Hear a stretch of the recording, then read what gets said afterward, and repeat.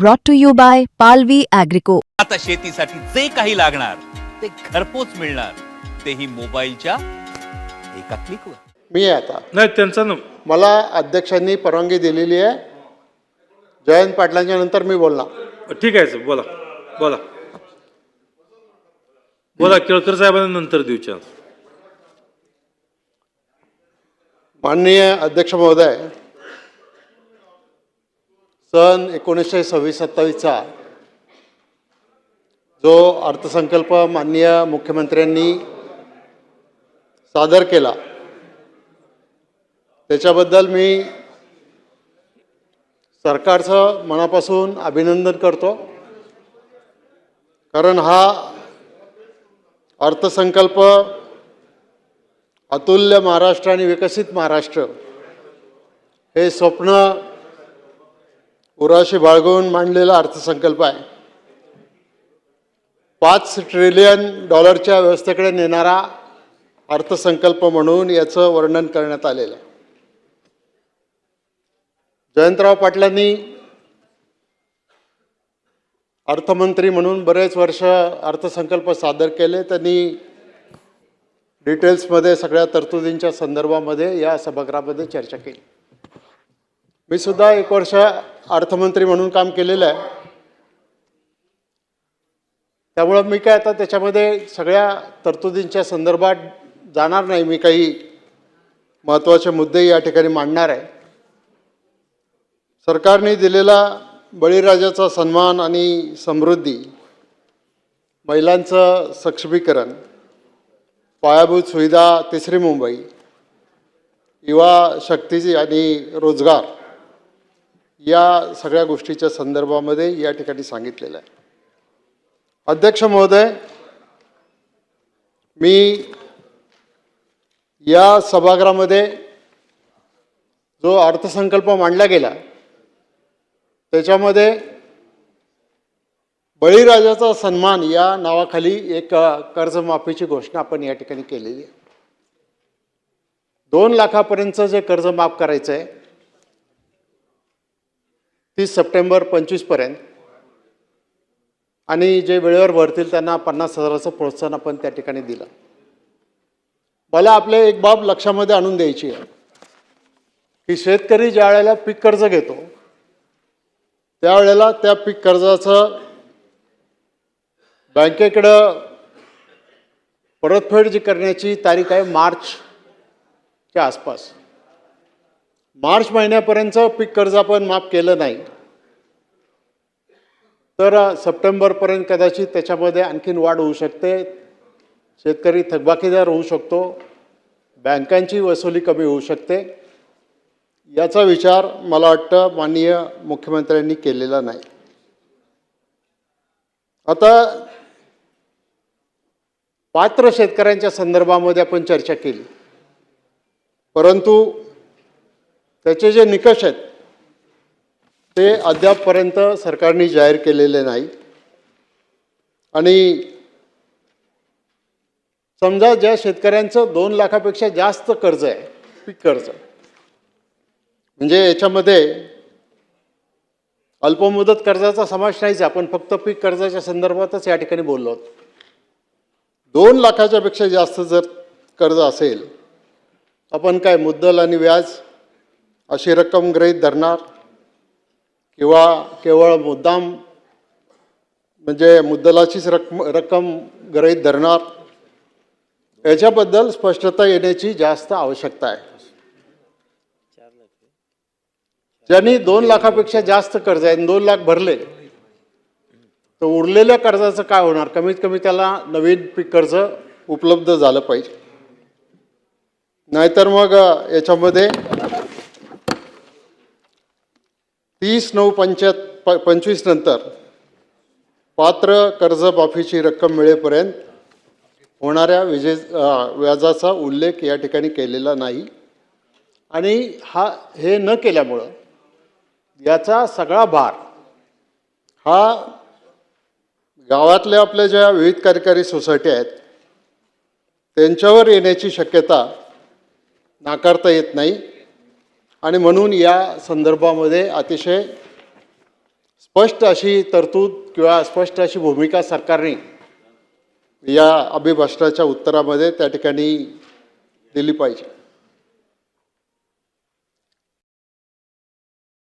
महिलांच्या सक्षमीकरणाच्या संदर्भात, तिसरी मुंबई उभी करण्याच्या संदर्भात आणि युवा शक्तीला रोजगार देण्याच्या संदर्भात आपण भूमिका या ठिकाणी मांडली. आज मला मुद्दाम ही गोष्ट रेकॉर्डवर सांगितली पाहिजे की आपण जे गडचिरोलीला मायनिंगचं काम आणि स्टील कंपन्यांचं काम जे सुरू केलेलं आहे त्याची परवानगी खूप आधी दिली गेली होती, परंतु मध्ये हे काम बंद पडलं होतं. ज्या वेळेला आता लॉईडचे लोक मी राज्याचा गृहमंत्री असताना मला भेटले, वरिष्ठ पोलीस अधिकाऱ्यांचा ते काम सुरू करायला विरोध होता, पण त्यावेळेला आपण त्यांना मायनिंग सुरू करायला परवानगी दिली आणि त्याच्यामध्ये आता माननीय मुख्यमंत्री महोदयांनी अधिकाधिक लक्ष घालून अधिक गुंतवणूक गडचिरोलीमध्ये कशी येईल आणि अधिक लोकांना रोजगार कसा मिळेल या गोष्टीच्या संदर्भामध्ये जी भूमिका घेतलेली आहे तर ती अतिशय महत्त्वाची आहे. आरोग्य आणि शिक्षण विभागामध्ये मी डिटेलमध्ये जाणार नाही, परंतु आज आपण ज्या योजना जाहीर केल्यात की खाजगी हॉस्पिटलला याच्यामध्ये एम्पॅनलमेंट करून त्यांच्याकडून या सुविधा घ्यायच्या आणि त्याची भरपाई ही राज्य सरकारने करायची, तर त्याच्यामध्ये सुद्धा माझी अशी सरकारला विनंती आहे की आपण या सगळ्या गोष्टी करताना आत्ताचं जे आमचं पायाभूत सुविधांचं आरोग्याच्या संदर्भातलं स्ट्रक्चर आहे किंवा तिथं आवश्यक असणारे डॉक्टर्स आहेत, मग ते तालुका पातळीपर्यंत गाव पातळीपर्यंत याच्यामध्ये खूप मोठी तफावत आहे. या सगळ्या सर्व्हिसेस द्यायला आपण कॉन्ट्रॅक्ट बेसिसवर डॉक्टर्स पण घेतो, कर्मचारी पण घेतो आणि त्याच्यामुळं एक सुदृढ आरोग्य व्यवस्था आपल्याला निर्माण करण्यामध्ये बऱ्याच प्रकारच्या अडचणी येतात. त्याच्यामध्ये सुद्धा सुधारणा करण्याची आवश्यकता आहे. बाकी आणखी बऱ्याच गोष्टी आहेत. सौर ऊर्जेच्या संदर्भामध्ये मुख्यमंत्री महोदयांनी मगाशी प्रश्नोत्तराच्या तासाला आपली भूमिका या ठिकाणी मांडली. ही चांगली योजना आहे, मी त्याचं अभिनंदन करतो, परंतु या सगळ्या गोष्टी अतिशय महत्त्वाच्या आहेत. आता आपण ज्या वेळेला गुंतवणुकीचा विचार करतो तर प्लीज आपसापसात बोलू नका, बसा ना जरा प्लीज.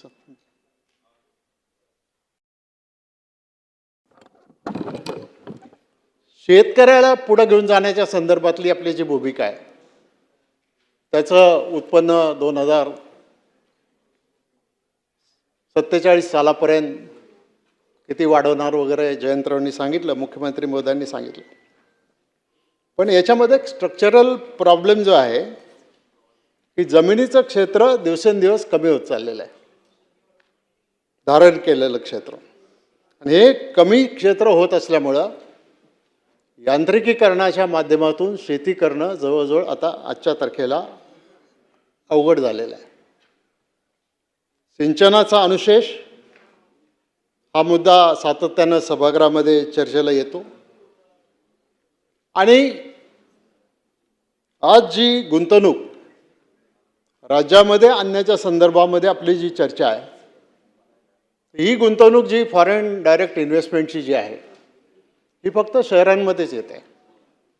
जोपर्यंत आम्ही ही गुंतवणूक ग्रामीण भागापर्यंत घेऊन जाणार नाही तोपर्यंत जो राज्याचा सर्वांगीण विकास ही संकल्पना त्याच्यामध्ये यशस्वी होणार नाही. आणि आपण असं पाहतो की सेवा क्षेत्रावर आपण जास्तीत जास्त भर दिलेला आहे आणि सेवा क्षेत्रावर भर दिला, मात्र त्याच्यामध्ये मॅन्युफॅक्चरिंगच्या संदर्भामध्ये आपल्याला जास्त संधी मिळाली पाहिजे. अर्धकुशल आणि ग्रामीण युवकांसाठी रोजगाराची कमतरता ही एक चिंतेची मोठी गोष्ट आहे. अध्यक्ष महोदय, महाराष्ट्राच्या आर्थिक पाहणीमध्ये 25-26च्या सामाजिक क्षेत्र, शिक्षण आणि आरोग्य, शिक्षणामध्ये गुणवत्तेचा अभाव दिवसेंदिवस वाढत चाललेला आहे. गळती वाढत चाललेली आहे विद्यार्थ्यांची आणि आज त्याचा परिणाम जरी आपण शाळा सुरू केल्या, सुविधा दिल्या, तरी जर जयंतरावांनी सांगितल्याप्रमाणे 7वीतल्या मुलाला जर 2रीतलं वाचता येत असेल तर मग ही मोठी चिंतेची गोष्ट आहे. आरोग्यामध्ये जलजन्य आजारांचा उद्रेक होतोय. तज्ज्ञ डॉक्टरांची उपलब्धता कमी आहे. पाण्याचं प्रदूषण वाढत चाललेलं आहे. माता मृत्यूचं प्रमाण जरी कमी होत असलं तरी ते अन्य राज्यांच्या तुलनेमध्ये हे प्रमाण कमी आहे. आणि म्हणून माझा याच्यामध्ये आपण जाहिरातीच्या माध्यमातून आपण काय करायचं, काय करतोय ते आपण सांगत असतो, परंतु या गोष्टीकडं आरोग्यमंत्र्यांनी बारकाईने लक्ष देणं गरजेचं आहे आणि याच्यामध्ये पुढं जाणं गरजेचं आहे.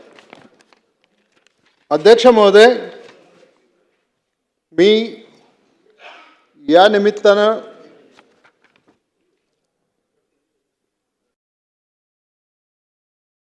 एक